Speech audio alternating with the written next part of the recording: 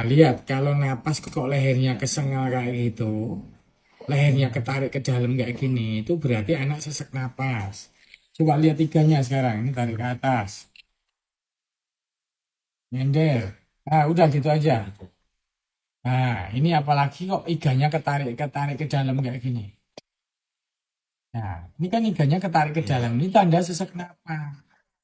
Frekuensi napas harusnya 24 kali semenit, paling kencang itu jadi lebih dari 40-60 kali per menit. Ini sesak napas artinya. Kalau napasnya kok grek-ngik, frekuensi napas kok lebih dari 24 kali per menit, itu tanda sesak napas. Apalagi kalau lebih dari 40 kali per menit. Nah, jadi caranya ayahnya nempelin kuping ke dada adik. Kalau masih grek-ngik, terus ini kok masih cekung napasnya, apalagi iganya ketarik-ketarik ke atas, itu berarti tandanya ada sesak napas. Karena selang saluran napasnya menyempit. Ini kan selang saluran napas terbagi dua, kanan kiri. Ketika di selang ini penampangnya kok banyak lendir, itu timbullah sesak napas. Bisa karena alergi, bisa karena infeksi. Yang demam biasanya karena infeksi. Nah, kalau infeksi bisa bakteri atau virus, ya kan begitu.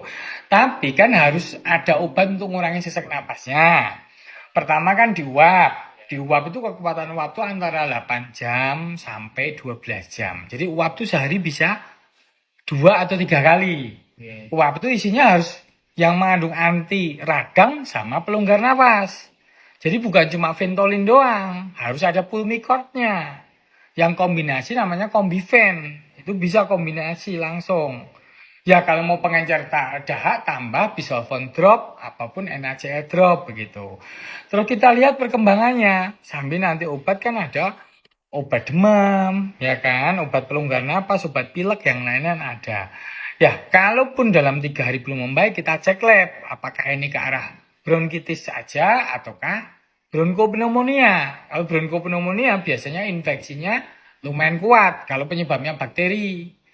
Nah, jadi ketahuan sel darah punya tinggi apa enggak.